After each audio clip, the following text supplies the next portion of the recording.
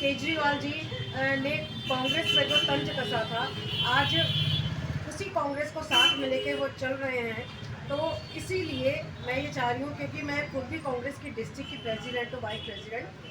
तो कांग्रेस पार्टी से नाराज होकर ये मैं फॉर्म भरने जा रही हूँ।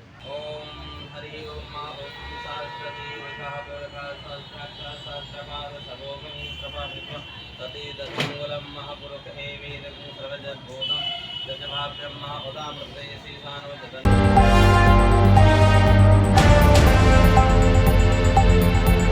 2024 लोकसभा चुनाव की तारीखों की घोषणा अभी तक नहीं हुई है, लेकिन कुछ उम्मीदवारों ने चुनाव प्रचार भी शुरू कर दिया है। आज शाम महावीर नगर शिव शक्ति मंदिर में भगवान का आशीर्वाद लेने के लिए कांग्रेस की नेता अंजू शर्मा अचानक पहुंच गई। उन्होंने सच न्यूज़ 24x7 के संवाददाता को बताया कि वे आगामी लोकसभा चुनाव में निर्दलीय उम्मीदवार के रूप में फॉर्म भरने जा रही हैं।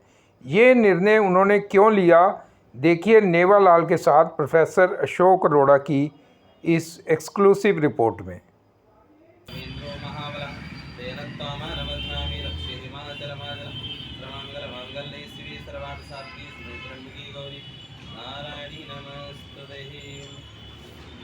मंगलम भगवान विष्णु मंगलम गरुड़ध्वजा मंगलम पुंडरीकाक्षाय मंगलाय तन्नो भोलेनाथ कृपा करें। आप जय हो, भोले बाबा की तरफ से आशीर्वाद। हमारे साथ अंजू शर्मा है, जो इस बार लोकसभा चुनाव में इंडिपेंडेंट कैंडिडेट के तौर पे उतर रही हैं। हम उनसे बात करते हैं। अभी पंडित जी से उन्होंने आशीर्वाद लिया है यहाँ शिव शक्ति मंदिर में। मैडम, सबसे पहले तो मुबारकबाद, आप चुनाव में खड़ी रह रही हैं। बहुत बहुत धन्यवाद। बाबा की जो इच्छा होती है होता वही है, और जनता की आवाज़ भगवान की आवाज़ होती है।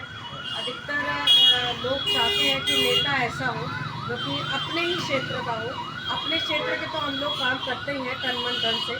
तो इस बार एमपी के चुनाव में आपके चैनल के माध्यम से बताना चाहती हूँ, बोलना चाहती हूँ कि जितने भी समाज सेवक हैं जो समाज की सेवा निस्वार्थ होकर करते हैं, तो वो पॉलिटिक्स में भी इसी तरह आगे बढ़े। बेशक ये आज़ाद उम्मीदवारी है, लेकिन आज़ाद उम्मीदवारी में भी आपके जीत के चांसेस होते हैं अगर आपने अच्छा काम किया है तो। आपने अपने राजनीतिक कैरियर की शुरुआत कहाँ से की?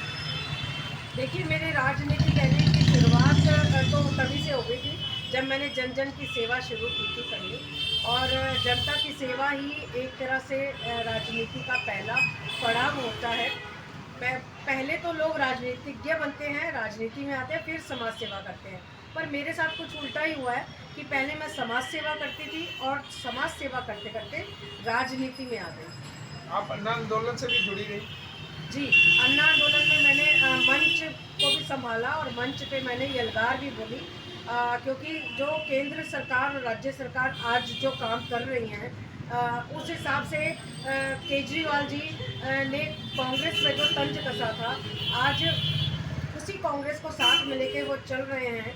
तो इसीलिए मैं ये चाह रही हूँ, क्योंकि मैं खुद भी कांग्रेस की डिस्ट्रिक्ट की प्रेसिडेंट हूँ, वाइस प्रेसिडेंट। तो कांग्रेस पार्टी से नाराज होकर ये मैं फॉर्म भरने जा रही हूँ। अच्छा, तो आपने पहले आम आदमी पार्टी ज्वाइन की थी, फिर वहाँ से आपने देखिए, जब कांग्रेस में पॉलिटिकल शिफ्ट किया। लेवल शुरू होता है तो पर्टिकुलर पार्टी के नाम से नहीं, व्यक्ति से, आपके चेहरे से, आपके काम से जाना जाता है कि आप कितने सीरियसली जनता के काम करते हैं। हाँ जी। तो अभी आप इंडिपेंडेंट तौर पे चुनाव लड़ रही हैं, तो कांग्रेस से आपने इस्तीफा दे दिया? नहीं, कांग्रेस से मैंने इस्तीफा नहीं दिया है। मैं कांग्रेस पार्टी से नाराज़ हूँ, इसलिए क्योंकि जब 2013 और 14 में केजरीवाल जी ने तंज कसा था कांग्रेस पार्टी पर, तब कांग्रेसियों के छाती पर पैर रखकर ही वो दिल्ली सरकार में आए, और तब महाबल मिश्रा जी जो यहाँ से लड़ने वाले हैं, तब वो कांग्रेस के थे। लेकिन आज जब वो आम पार्टी में आ गए हैं, तो क्या वो भ्रष्ट नहीं रहे? हाँ हाँ। और अब तो गठबंधन भी हो गया, कांग्रेस आम आदमी पार्टी का तो गठबंधन हो से गया। ही तो हम लोग नाराज हैं। मैं नहीं, मैं बहुत सारे मेरे साथी कांग्रेस के नाराज हैं। इसी कारण मुझे ये डिसीजन लेना पड़ा और मैं आज़ाद उम्मीदवारी के लिए पर्चा भरने वाली हूँ।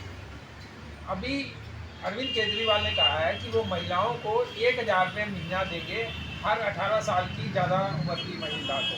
तो पहले जो बुजुर्गों की पेंशन है वो तो 6 साल से बंद है, बिल्कुल, और बिल्कुल। अब आप महिलाओं को ये लॉलीपॉप दे रहे हैं। मेरे अड़ोस पड़ोस में बहुत सारे बुजुर्ग हैं जो मुझे बार बार कहते हैं कि अंजू जी पेंशन लगी कि नहीं, चालू हुई कि नहीं। चालू तो अरविंद जी ने कर दी, पर उसको सफलता से नहीं लेके आ पाए, और ये जुमलेबाजी की है इन्होंने, सिर्फ और सिर्फ ये चुनाव के लिए इन्होंने मीठी गोली दी है, बच्चियों को भी और जनता को भी। तो क्या आप ये आवाज़ जनता तक पहुंचा पाएंगी, महिलाओं तक पहुंचा पाएंगी? देखिए, अगर कि- निश्चित रूप से अगर लोकसभा के इस उम्मीदवारी में मैं जीतती हूँ तो महिलाओं के लिए, बच्चों के लिए, बुजुर्गों के लिए मैं आवाज़ उठाऊंगी।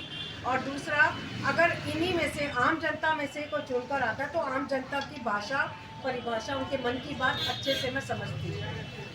आपको जनता क्यों वोट दे, क्या अपील करना चाहेंगी आप? देखिए, जनता मुझे इसलिए वोट दे, मैं यहाँ तक भी इसलिए आई हूँ, इतनी बड़ा जो मैंने डिसीज़न लिया है, और मैं आज मंदिर में भी खड़ी हूँ, जनता के कहने पर हूँ, मैं जनता की आवाज़ हूँ, मैं एक महिला हूँ, और ये चाहती हूँ कि जनता की आवाज़ भगवान की आवाज़ होती है। जैसा जनता ने चाहा नेता, तो उसी हिसाब से मैंने अपना दावेदारी दी।